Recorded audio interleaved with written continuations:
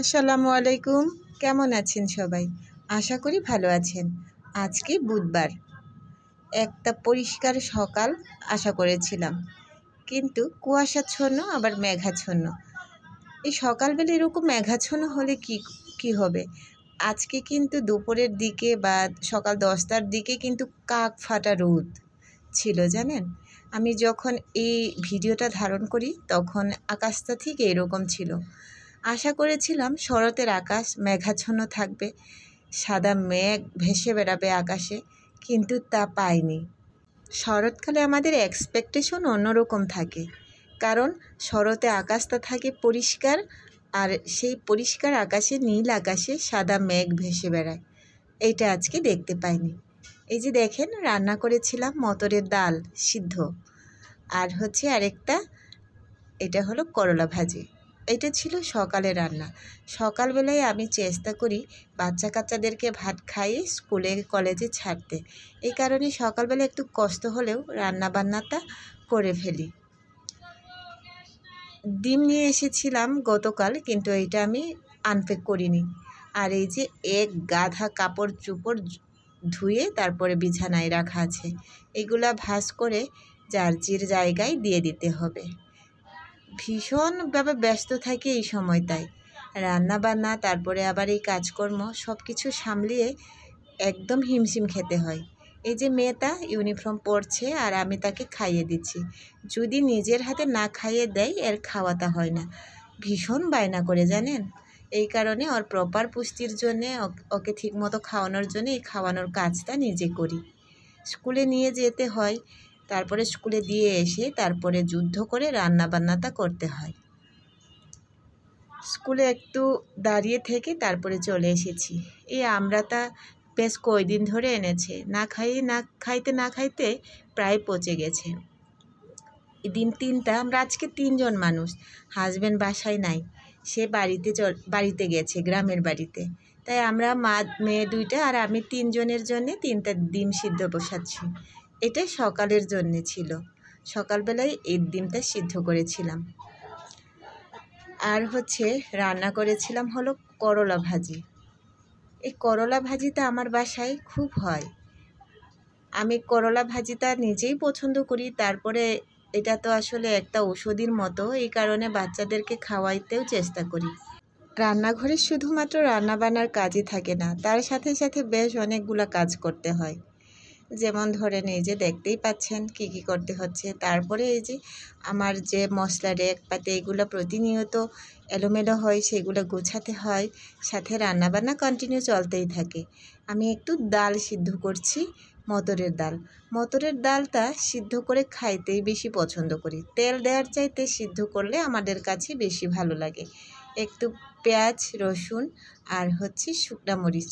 বাসায় কাঁচামরিচ নাই, কেনা হয় না, প্রচুর দাম, এই কারণে তাই শুকনা মরিচ দিয়েই কাজটা চালিয়ে নেয়।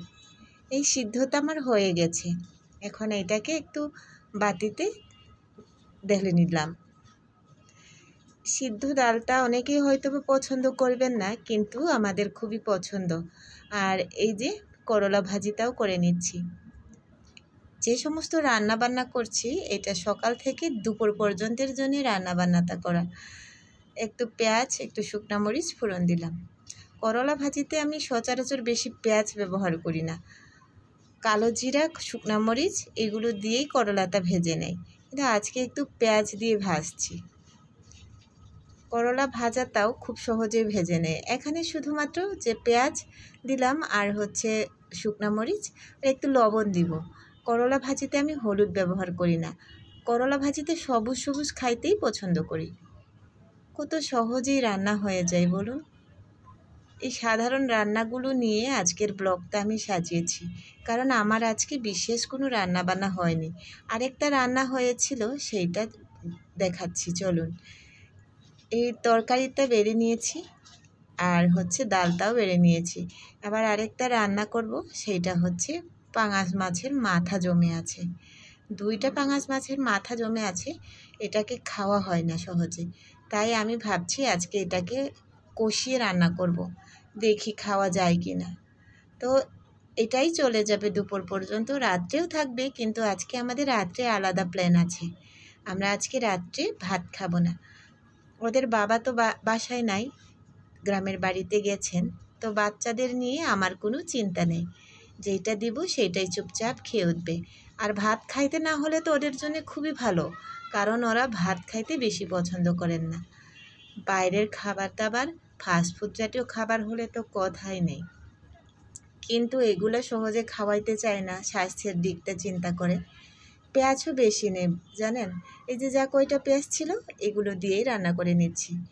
এই পাঙাশ মাছের মাথা ভুনাতে একটু পেঁয়াজ বেশি দিলে ভালো হতো, কিন্তু শেষ হয়ে গেছে অগত্যা, তাই যতটুকু আছে সেটা দিয়ে রান্না করে নিচ্ছি।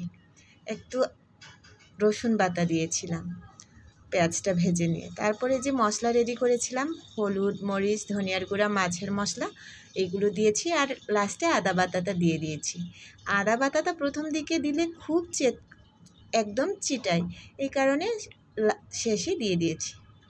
মশলাটা ভালো করে কষিয়ে নেওয়া হয়ে গেলে যে মাছের মাথাগুলো ধুয়ে রেখেছিলাম সেগুলো দিয়ে দিচ্ছি। এগুলো আজকে বাজলাম না, কারণ হচ্ছে ভাজার মতো ধৈর্য নাই। তারপরে এগুলাতে তো মাংস তেমন নেই, হাড়ই বেশি, ভেজে আর কী হবে, এই চিন্তা করে না ভেজেই রান্না করছি। 2টা মাছের মাথা তো বেশ অনেকগুলোই হয়েছে, একদম একেবারে বড় করে রান্না করেছি। তারপরে দেখেন কতটা। এখানে আরেকটা জিনিস যোগ করেছিলাম, সেটা লেবুর রস, সেটা স্কিপ হয়ে গেছে। ভালো করে এটাকে একদম কষিয়ে নিয়ে তারপরে পানিটা দিয়ে দিয়েছি পরিমাণ মতো। এবার পানি কমে গেলে নামিয়ে নিয়েছি। দেখেন এই যে এই কালারটা হয়েছে। এই যে মেয়েকে দেখেন কি দুষ্ট বলুন, ব্যালকানির গ্রিলে উঠে সে হচ্ছে আকাশ দেখছে বিকেলবেলা। ভীষণ পাজি জানেন। বিকালের নাস্তা খাওয়া হয়ে গেছে। আর এই যে অপরাজিতা ফুল আজকে বেশ কয়টা ফুটেছে, সেটাও আপনাদের সাথে শেয়ার করলাম। তো আজকের এই সিম্পল ব্লগটা আপনাদের কেমন লেগেছে অবশ্যই জানাবেন। আজকে এই পর্যন্তই, সবাই ভালো থাকবেন। আল্লাহ হাফেজ।